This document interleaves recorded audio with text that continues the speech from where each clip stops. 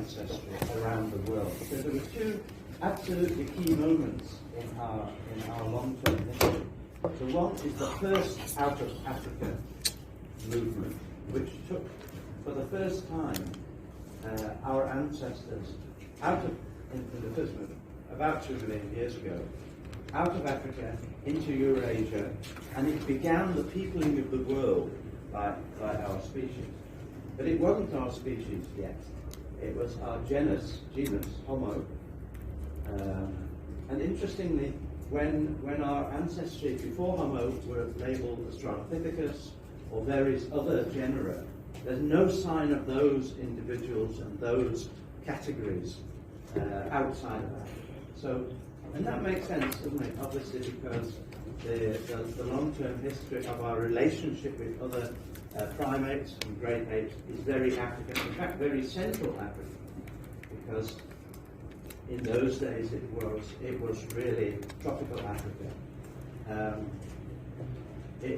By the time our genus was around, and by the time we get to 2 million years, and we're on the brink of getting out of Africa into Eurasia, obviously we were all over Africa. And being all over Africa, of course, puts us on the brink of Eurasia. Down here in Cape Town didn't put you on the brink of anything, so there was kind of no expansion opened up, by our expansion down to the Cape. But our expansion up to the other Cape, the other Mediterranean part of Africa, put us on the brink of being in the Near East, in Eurasia, and that's what happened. And so that's the first out of Africa movement about 2 million years ago. It takes our genus out of Africa. The second one is much more recent, probably somewhere between 60 and 120,000 years ago. By then, in Africa, but not in the rest of the world where we'd already spread, we had become Homo sapiens. So the second out of Africa, just before 100,000 years ago, or possibly a little bit after, and I'm sure Vincent will tell you about why one can't be very precise about that. That took, we had in Africa become Homo sapiens. In other parts of the world, those archaic members of our species who were Homo, but not sapiens, had become Homo something else. In the case of Eurasia, Homo neanderthalensis, they'd become Neanderthalers.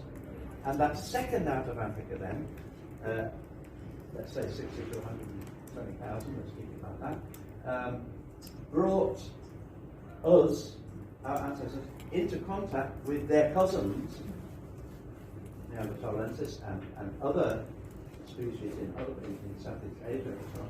And so there was a very interesting situation where two of our close ancestors, but one a direct ancestor and the other not so direct, were in contact with one another. And we have very interesting, but still I have to say very obscure interrelations between those species. And that reminds me to say another thing. At the moment, we're the only human hominid species around. There's only one Homo, that's all of us. But in the past, there have been more than one species, either fairly close together or directly inhabiting pretty well the same piece of territory. So those were very interesting circumstances, but they're not there today. Okay, I'm sure Vincent would want me to start here, because the large-scale framework for all of this is climate change. It's because of the Earth's, the tilt of the Earth's axis, and because of its elliptical move around the Sun, the Earth experiences, as these phenomena either cancel one another out or add to one another, the Earth experiences these long-term fluctuations in climate, which have very important impacts on people, partly in terms of lowering of sea level and exposing land bridges. So places that we today think of as islands, say Great Britain and Northern Ireland, become joined to their continents. Some don't. Madagascar was always an island and was only populated a couple of thousand years ago, very, very late in human history. And some Mediterranean islands, and some Asian islands, and of course Australia, biggest island of all, were only occupied fairly recently. Australia was joined to New Guinea when sea level went down, but there was never a land bridge from Southeast Asia to New Guinea and Australia, right? So it always took several boat trips, or if it wasn't a boat, it's hard to think what else it would be, but you do read of these islands of Earth that float off, and people do survive on them for weeks. So it doesn't have to be a formal boat, but there had to be sea crossings to get you to Australia. People only got to Australia about 45,000 years ago. They were Homo sapiens, they were us. The archaic out of Africa thing never got to Australia, never got to North America, got to Eurasia, but not to the Americas. So there was nobody in the Americas, nobody in Australia until modern Homo sapiens got out of Africa, and in fact quite a long time after that, before the technology was built up to deal with, in the case of Australia, sea crossings. In the case of North America, to be in Siberia, hanging around in Siberia, when sea level went down and Alaska and northern Siberia joined, because the sea there is quite shallow, and they could walk into North America, into northwest North America. So these cycles of climate, which you can read as sea level, that's a sea level curve, with the sea level going down in glacial periods and coming up again in interglacial periods. It's fundamental. So and it also has the effect. It has an effect on oceanic and atmospheric circulation patterns. So for ancient people, yes, it altered the land that was available for occupation, but it also altered the climate systems, affected rainfall and aridity and so on. So it was a fundamental driving force. And I'm going to leave out Vincent's version as to how we know that, how we can read the deep sea ocean cores and the ice cores in those terms, right? And I'm also going to leave out the pre-hominid part of primate evolution. It was all happening in Africa. So our separation, the separation of chimps and us from gorilla. You can see here, chimps and us from gorilla, I don't know, 8, 9, 10 million years ago. And then within that clade, the separation of bonobos, pygmy chimps, and chimps from us, 5, 6, 7 million years ago. And then the bonobos have only separated from chimps proper, if you like, very recently. Looks like it was about 2 million years ago. How do we know all this? Well, it's the advances in genetics. Genetics now tells us that the greater the separation between two species, the longer the time interval since they shared a common ancestor. So of course, the genomes of most of these species is understood, right? And it works at the large scale. In other words, we can estimate, we can estimate the separation of different animal groups from one another by measuring that genetic process. We can also do it on a very fine scale. So we can also look at the genetic variability around modern people. And it works even then that is telling us the same thing. Even though the distances are very narrow, well, that just means that the length of separation is very short, right? But that's how we throughout all these, apparently detailed and well-known phenomena. Yeah. Sorry, I might need to go a bit closer. Other than the physiological differences between the various species, what has been discovered to be differences in the activities that these species engaged in? Like, what do they do for leisure? Like, if they had a different way of hunting, or culture? What are the Okay, so it's a very big question. But broadly speaking, once we can start to track these separations and these differences, we can look for archaeological sites in these various areas and in these various time periods, and we can do the best we can to reconstruct behavior to go with the biological story. And I'm going to tell you today about the very beginnings of that kind of analysis. But that's what I don't know how many thousands of archaeologists there are around the world, professional archaeologists, but I'm guessing there are tens of thousands of archaeologists, but I don't actually know. But they're all mostly working in their regions to reconstruct behavioral patterns, and so we can start to see some of those differences. So, for instance, just to quote a few obvious ones, in some parts of the world, people are hunting with blowpipes. In some parts of the world, they're hunting with spear throws, which are mechanisms for lengthening the length of your arm, so that when you throw a spear, you get good leverage on it. And in some parts of the world, they're hunting with bows and arrows. And famously, the Tasmanian people, who were witnessed historically, but there are only descendant communities now, have none of those things.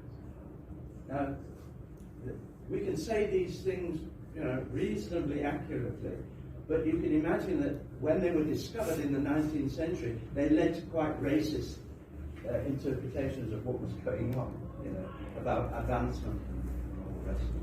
So we can reconstruct that, but it's a huge topic, and I suppose it's actually where Vincent's going in his course, actually, because he'll be explaining why in some places people domesticated horses or cattle or whatever.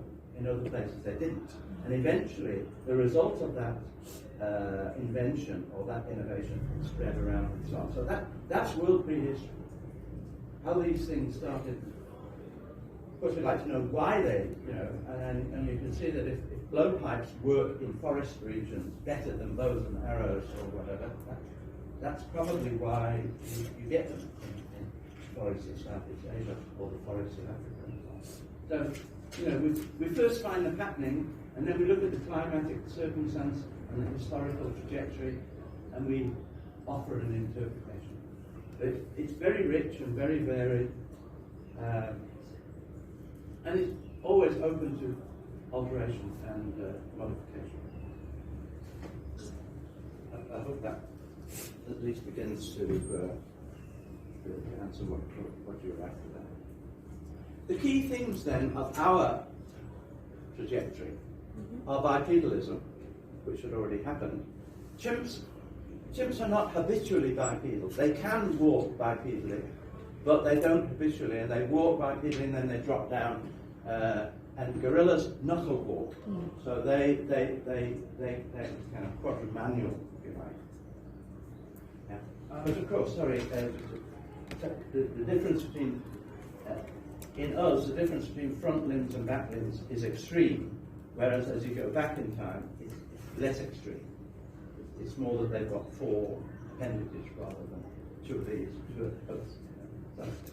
Should the habitats that Homo sapiens inhabited when they became bipedal are very similar to the habitats that chimps are living in now? So is it possible that chimps are still becoming more and more bipedal? Eventually they will be. I don't know about that, but I think what's happening is, which I should have actually said, is also going with that climatic sea level and those climatic fluctuations, is the opening up of the savannas of East Africa.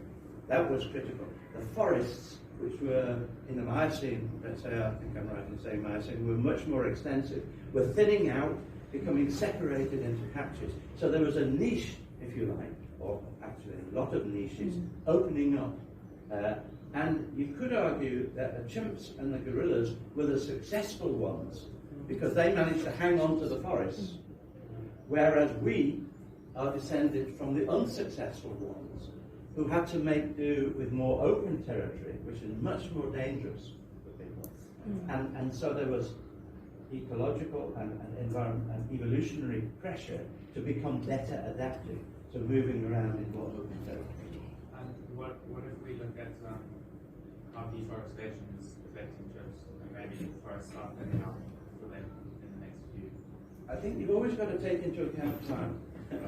It Too- takes too short. because what's happening here, and Vincent does actually explain it here. What's happening is that let's take the opening up. Let's say we're there, and the forests are thinning, and we're kind of struggling to make better use of the open areas with some trees, and that's why some of those early ancestors have hand, which the anthropologists describe as still enabling people maybe to flee into the trees as a form of escape, but to spend more time on the land, which opens up new resources for them.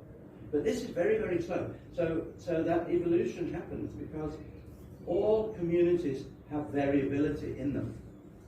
And those people at some end of the spectrum of variability, who happen to be individuals who are a bit better at running back to the tree and getting up it, to get out of the way of a carnivore, will have more children. But it's very, it's very, very slow. So the kind of things that we can see today, it's too short, for organisms to make a successful biological adaptation. But that's where we are different, because we can manage short-term changes, because we're gonna make an artifact to deal with that, So that's what I was saying the other day. That's kind of cultural evolution, which is not really evolution, but cultural change, let's say, is more flexible. You can even go back to adaptations from the past, which you can't really do in biological evolution. So but those changes into a less forested environment, all being done without any artifacts, simply by biological evolution and adaptation, tells us that what's driving this trajectory of us away from the parallel trajectory of chimps and gorillas and so on has to do with bipedalism, has to do ultimately with brain size. Let me take this opportunity to say this. We are extraordinarily unusual as mammals in that our brain weight to our body weight is extremely unusual. In a mouse, it's about 2%. In us, it's most great, maybe 10% of it, I don't know. In a rhino, 0.2%. So the rhinos are the prop forwards. I don't know. I'm sure some of you are rugby players. I'm getting on difficult ground here. Whereas we may be the wingers, whatever. And we're extremely unusual. We should have bodies 3 times the size of our body if we were to approach the norm in mammalian species. And brains are very, very expensive to make and keep and look after. Very expensive. Energetically, the brain is the most expensive part of the body. And so, for us to become an organism that, apart from the bipedalism, has specialized in having a really big brain, we must have had a very good energetic support in order to take that. And are chimps and other apes along the same line with their brains being? Yeah, I've got a diagram, but I'm effectively using Vincent's diagrams here. But if you plot the brain weight of species against body weight, it's a log normal curve. It's a straight line if you log both of them, right? And we are the furthest mammal away from that straight line. Chimps and other higher primates are edging in that direction. Whales and dolphins are our nearest competition there. And of course, I've been working on this myself, so I haven't got time to tell you about it now. It's about marine foods. It's about taking in the kinds of stuff that your brain is made of. And these are fatty acids of particular kinds, which are very common in the marine food chain. Anyway, that's a long story. But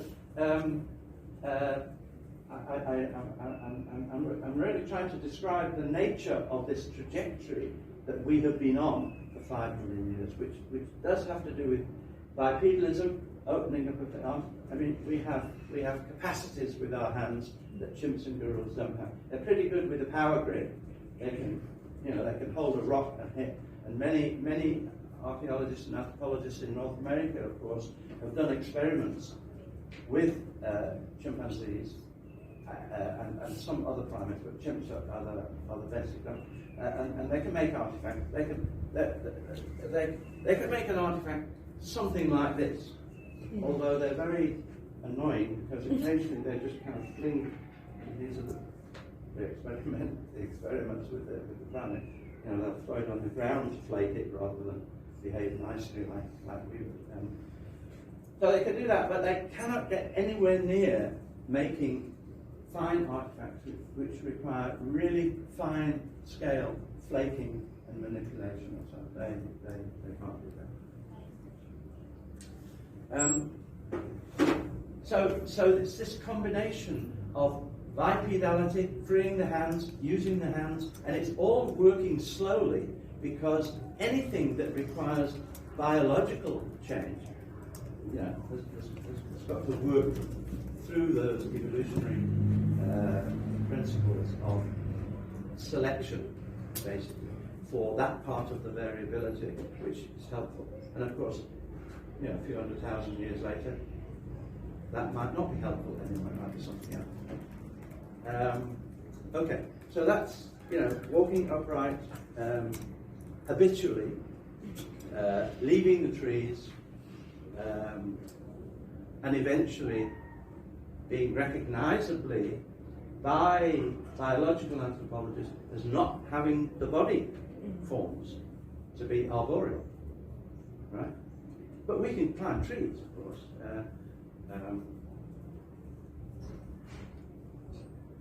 So, primates are relatively newcomers amongst mammals, and because of the opening up of these savannas from about 5 million years ago, there are lots of niches that are suddenly available that haven't been there before, and so you get a lot of different kinds of hominid adaptations.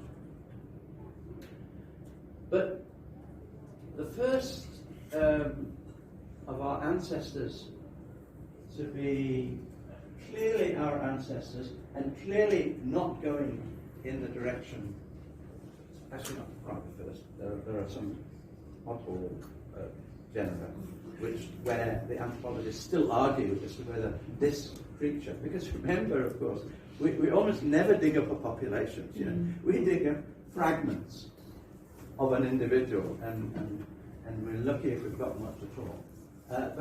But gradually, the bioanthropologists can recognize that these were on the way to us, and they were not fossil chimps. Fossil chimps and fossil gorillas are extremely rare in Africa because their preferred habitats are in the forested regions, high rainfall, poor preservation. That savanna that was opening up is better. It's got more, if you remember back to when we were talking about it, it's got more depositional environments which our ancestors were occupying, so things are getting buried relatively quickly. And in the case of some of these Australopithecines, they were nearly ideal contexts for the preservation of our ancestors' remains. They would fossilize rather than allow them to be damaged. And the Australopithecines, so Australopithecus, this is the first Australopithecus cast. In the Transvaal, in the early part of the 20th century, the bedrock is riddled with solution cavities. Water's been getting in and creating passageways, eroding out huge caverns underground. Some of you have seen. Some of these spaces are enormous. I was quite frightened going down into one of them. You go down in a lift, and suddenly you realise you've come through ground, and there's this massive hole underneath. Anyway. So, and those holes filled with lime, and the lime miners were blasting So these holes start out all subterranean, and then with the erosion of the ground surface, some of these subterranean caverns and passageways are now at the surface, and the stuff, the fill that's tumbled into them is now at the surface, and it includes a lot of lime, and the lime miners were blasting it apart. And the most famous person at the time who was interested in what they might find was Raymond Dart. Raymond Dart was an Australian anatomist. He wasn't an archaeologist.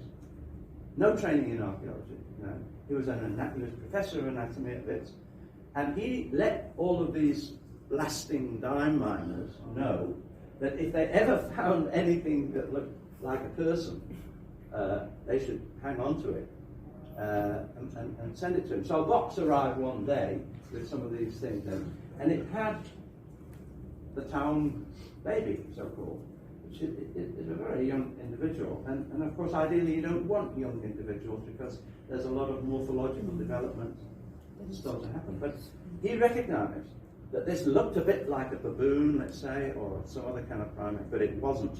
Why? Because it actually had a whole brain cast. We've lost most of the cranium, but this is a cast, and it's awful, but so you can't really see what I'm talking about here. But on the original, you can see the features of the brain, and you can see there's a whole cast of the brain, and you can see that the foramen magnum is entering the skull vertically. This was an erect, walking, bipedal creature. It wasn't one of those similar primates. It was very clever of him, and most of the world didn't believe him for quite a long time. But Dart was a very smart person, and he published this very quickly, and he called this a town baby, or he called it Australopithecus Africanus. This was the first of our human ancestors to be given a genus other than Homo. They'd already found Homo in Southeast Asia, right, in Trinil and island Southeast Asia, and soon they were going to find them in China as well. But those were all Homo. Those were later than this. This is earlier than Homo. It's not Homo. And that process of the mind of the people blasting and sending to the museums, transforming, for instance, continued, and eventually.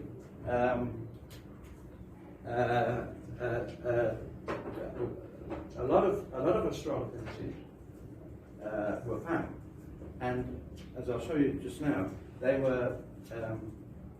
fell into two categories, which Vincent talks about here, between robust Australopithecus. Well, I'll show you this, but it is a robust Australopithecus, but it actually comes from East Africa. But there were so-called robust Australopithecus which had enormous teeth. If you look at gorilla teeth, they are massive. You know? And there's a lot of sexual dimorphism between male and female gorillas.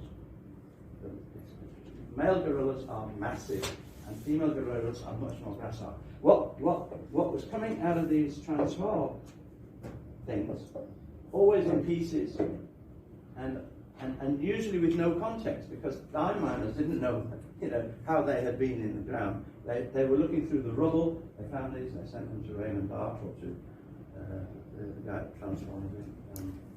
Bloom. Robert Broom, and and they had to make do with that. Of course, they went back to the mines and they looked and they did their own searches in the debris, that had been blasted apart, and eventually they did through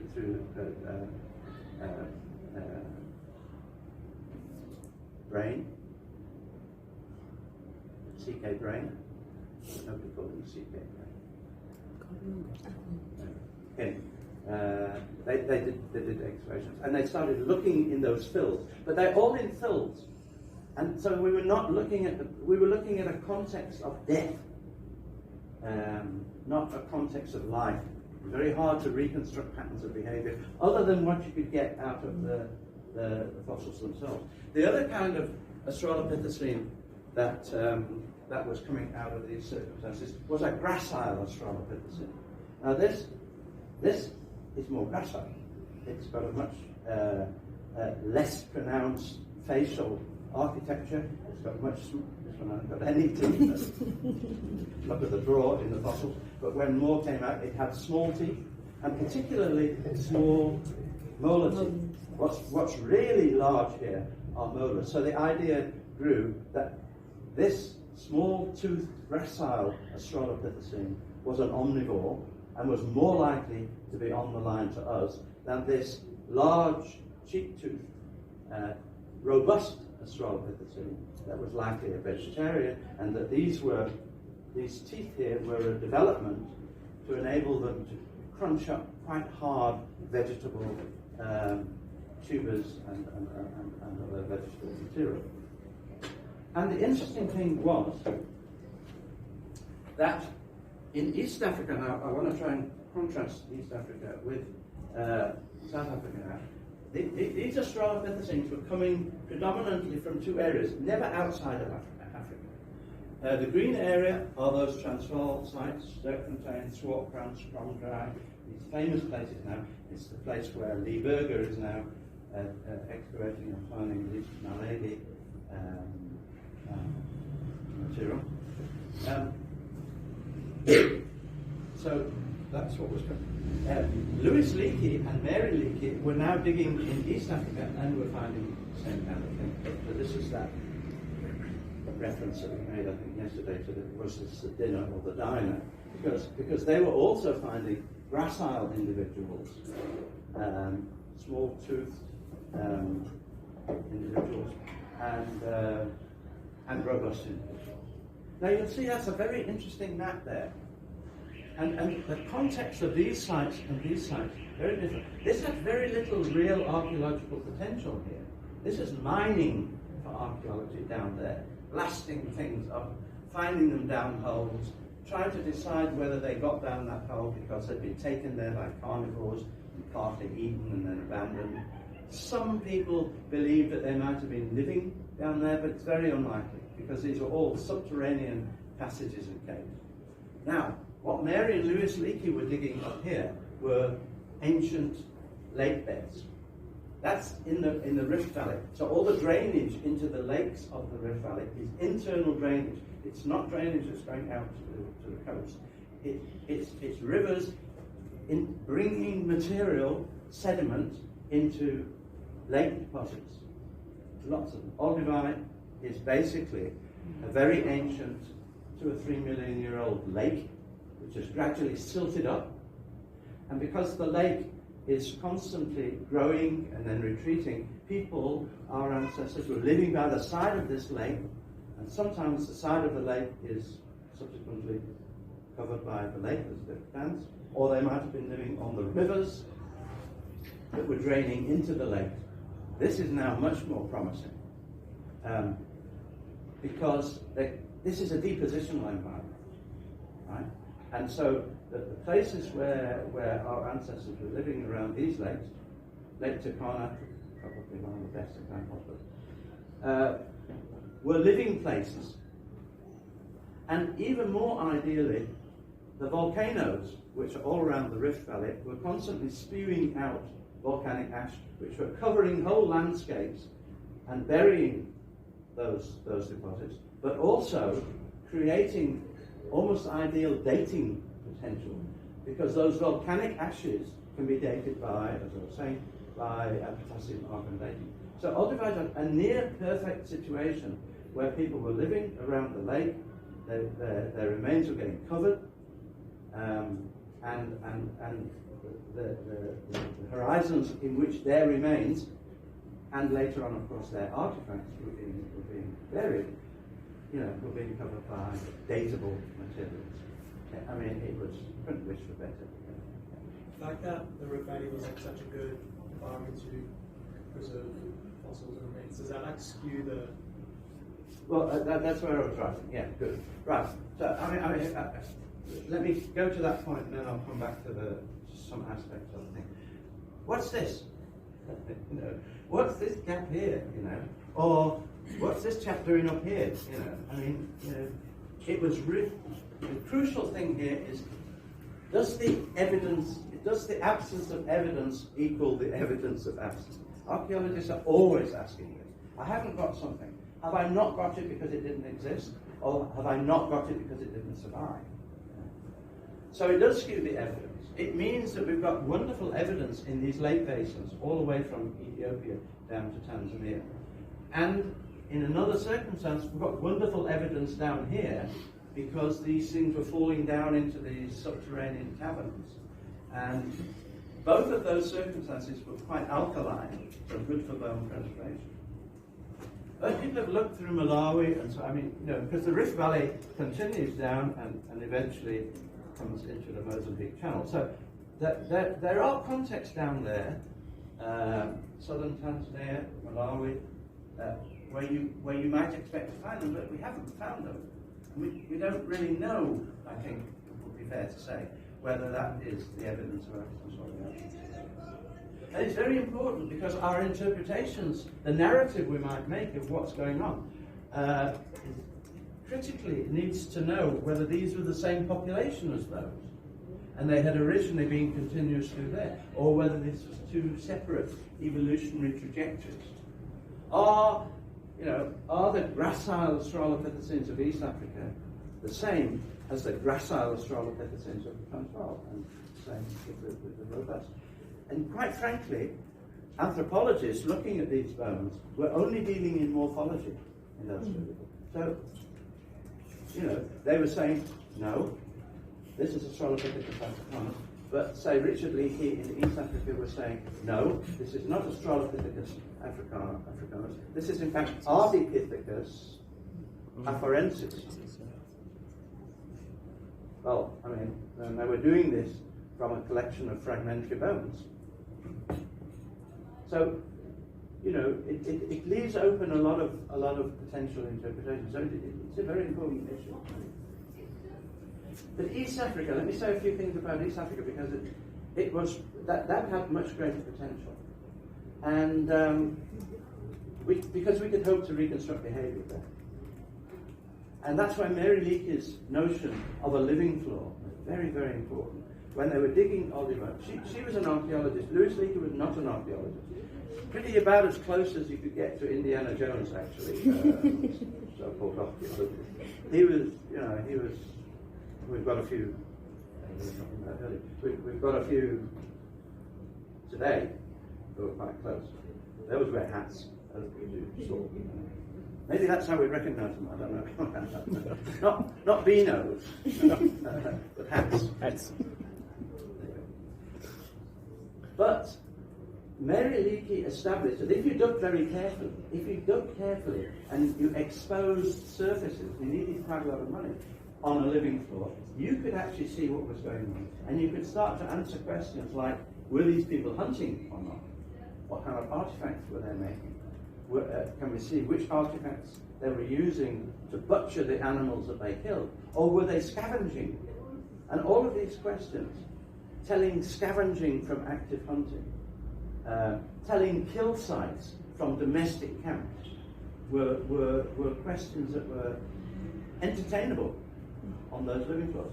The person who really did most of this was a guy who was born in South Africa, who was a student at the University of Cape Town in archaeology, and left here, I think in 1960, went to do his PhD in Cambridge, and then spent most of his teaching life in Berkeley.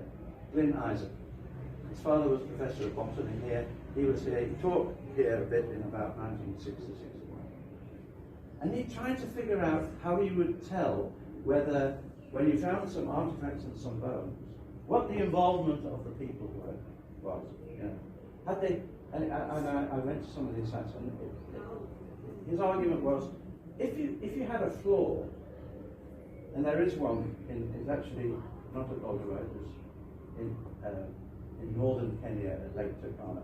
If you had a floor which had one animal, and this particular one was called Hippo Artifact Site, it had a hippo, a single hippo, and the bits of it were scattered around on this floor, and with some artifacts. And so he said, if you have a single animal and some artifacts like that, you're likely to be dealing with a kill site.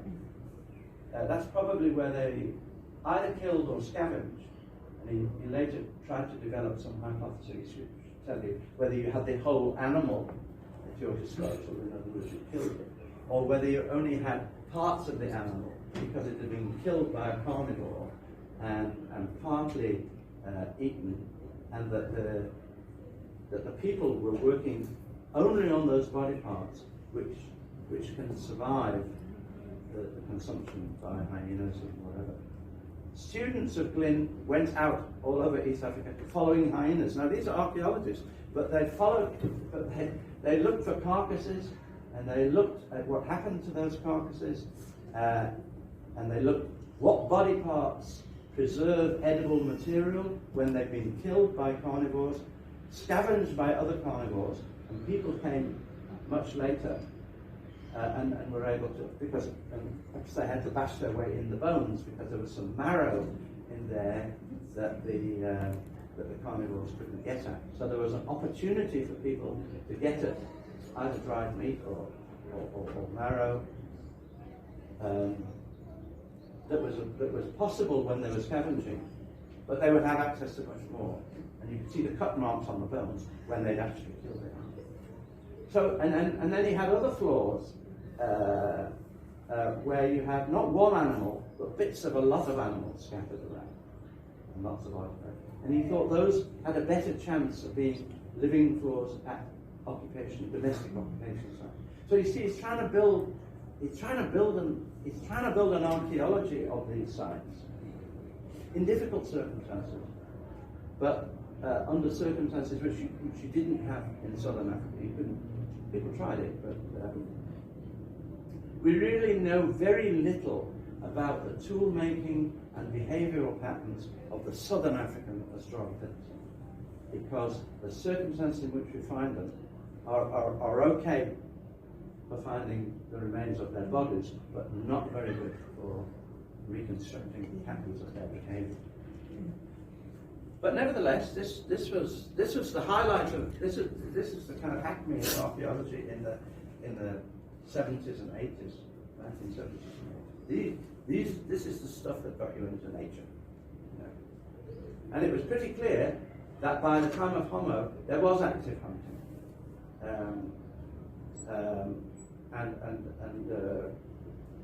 but probably quite a lot of scavenging as well. We obviously knew a lot less about their consumption of plant foods because they were not surviving. So all the things that we were talking and that are in Vincent's lectures about depositional environments, about preservation in some cases and not in others, all applies beautifully to these two kinds of sites. These are some of the...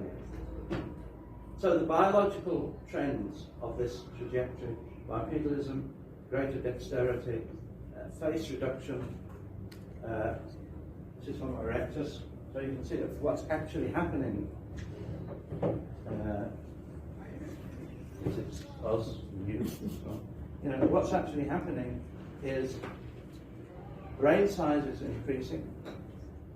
The face is shrinking and moving back under the brain case. So the brain case is building out. These are the crucial brain cases parts, of course, because this is where planning and other strategic thinking is happening. And you can see that it's barely there in these earlier pictures.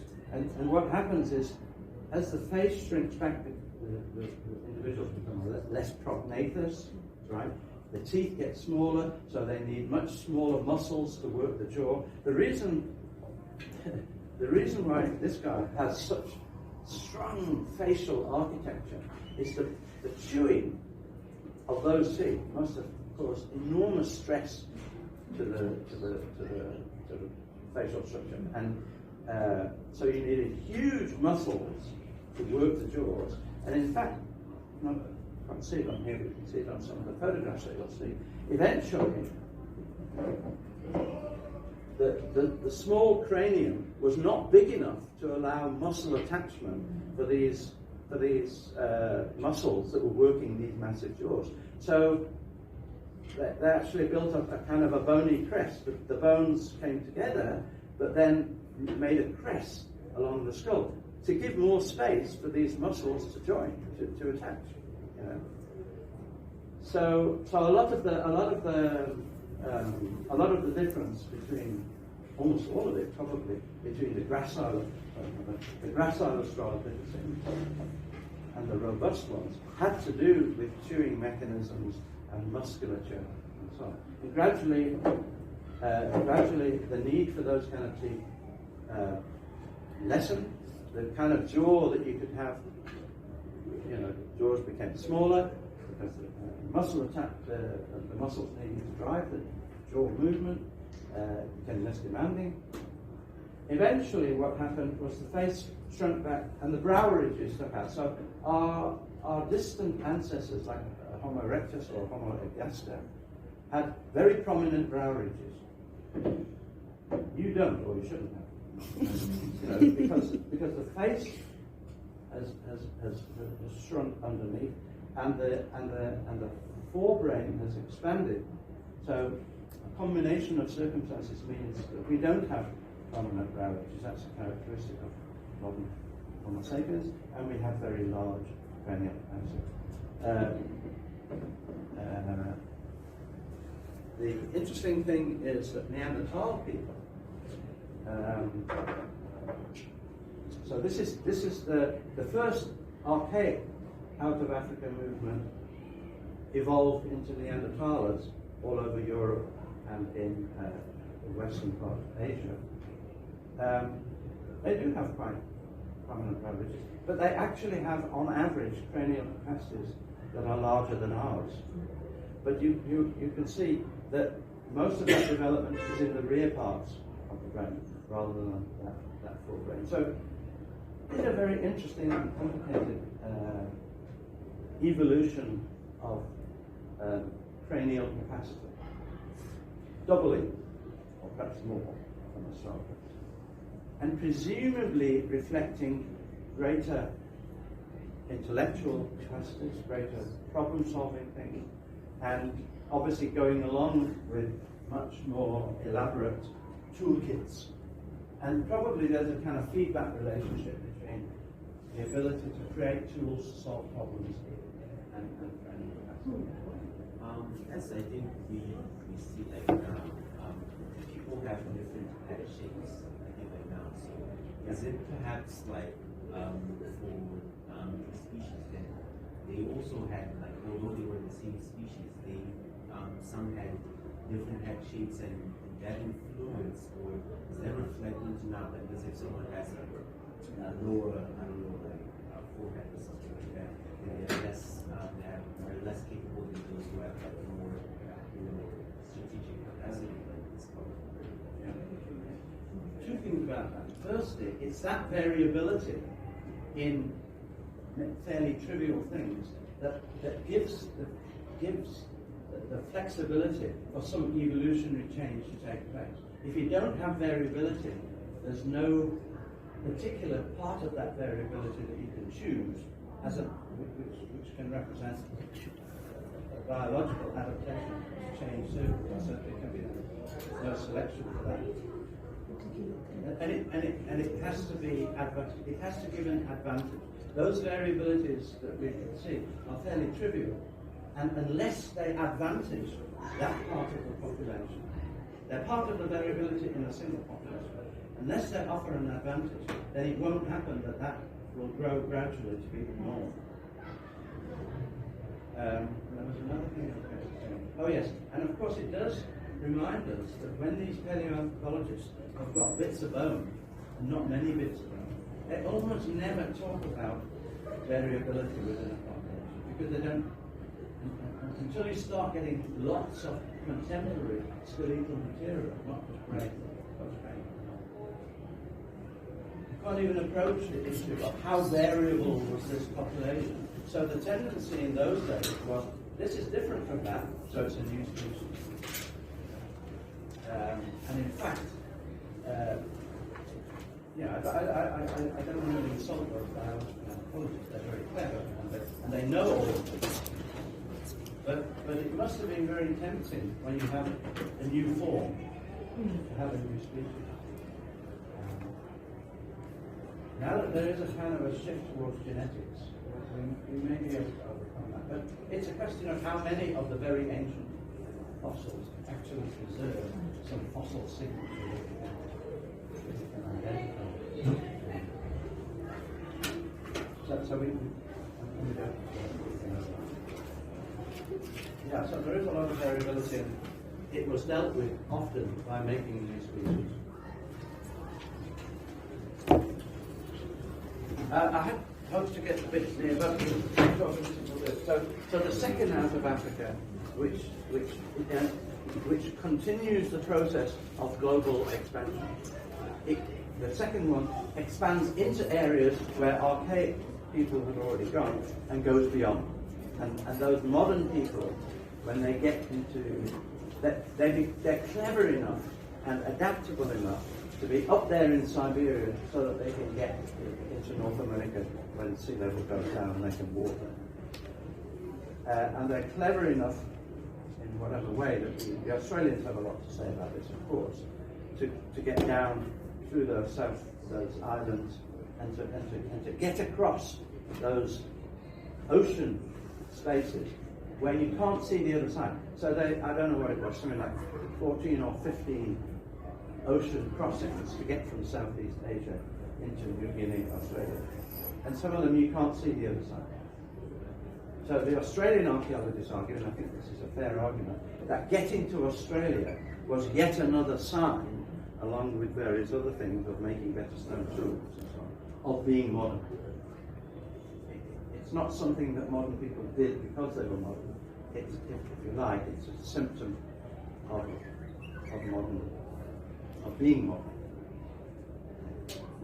Okay, I'll leave it there. Vincent should be back soon, and he'll